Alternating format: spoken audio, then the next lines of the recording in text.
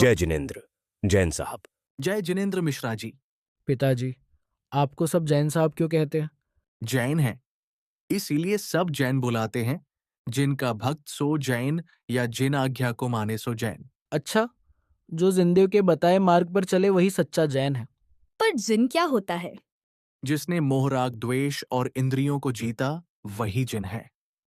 पिताजी, इंद्रियां क्या हमारी दुश्मन है जो उन्हें जीतना पड़े? अरे नहीं कार्तिक, वे तो हमें जानने में मदद करती हैं। जो शरीर के चिन्ह आत्मा का ज्ञान कराने में सहायक है, वे ही तो इंद्रियां हैं। हाँ अनायशा, इंद्रियां ज्ञान कराने में निमित्त तो होती हैं, पर कार्तिक, एक बात यह भी तो है कि ये बाहरी संसारी चीजों में उलझाने में भी तो निमित्त हैं। अतः इन्हें जीतने वाला ही भगवान बन पाता है। तो हमें इंद्रियों के भोगों को छोड़ना चाहिए, इंद्रिय ज्ञान को तो नहीं। अच्छा, सबसे पहले यह बताओ, क्या तुम दोनों जानते हो कि इंद्रियां कितनी हैं और किस ज्ञान में निमित्त हैं? हाँ, मुझे पता है वे 5 होती हैं: स्पर्शन, रसना, घ्राण, चक्षु और कर्ण। बहुत अच्छे। अब बताओ, स्पर्शन इंद्रिय किसे कहते हैं? जिससे छू जाने पर हल्का भारी, रूखा चिकना, कड़ा नरम और ठंडा गर्म का ज्ञान होता है, उसे स्पर्शन इंद्रिय कहते हैं। पर जानता तो आत्मा ही है ना? हाँ हाँ, और इंद्रियां तो निमित्त मात्र है ना पिताजी?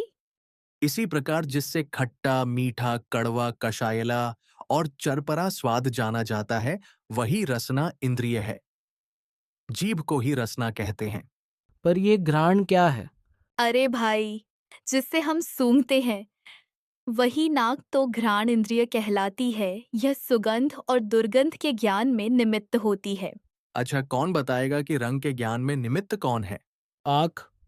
हाँ बिल्कुल, इसी को तो चक्षु कहते हैं। जिससे काला, नीला, पीला, लाल और सफेद आदि रंगों का ज्ञान हो, वही तो चक्षु इंद्रिय है। और जिनसे हम सुनते हैं वे कान हैं। हाँ, और उन्हें कर्ण या श्रोत्र इंद्रिय भी कहा जाता है।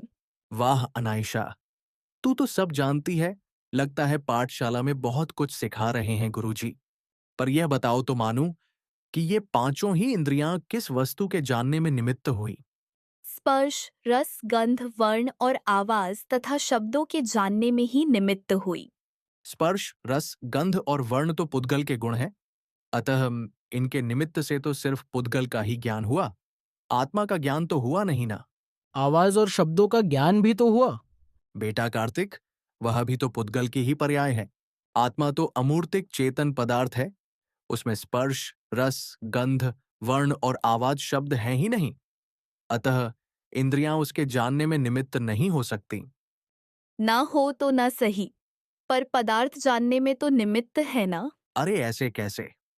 आत्मा का हित तो आत्मा के जानने में है। अतः इंद्रिय ज्ञान तो तुच्छ ही हुआ। जिस प्रकार इंद्रिय सुख हेय है, उसी प्रकार मात्र पर को जानने वाला इंद्रिय ज्ञान भी तुच्छ ही है। इसीलिए अतीन्द्रिय आनंद और अतीन्द्रिय ज्ञान ही उपादेय है। समझ गया पिताजी। ये इंद्रियां मात्र पुद्गल के ज्ञान में ही निमित्त है, आत्मज्ञान में नहीं। मैं भी समझी पिताजी। इंद्रिय सुख की भांति इंद्रिय ज्ञान भी तुच्छ ही है। अतीन्द्रिय सुख और अतीन्द्रिय ज्ञान ही लाभकारी है।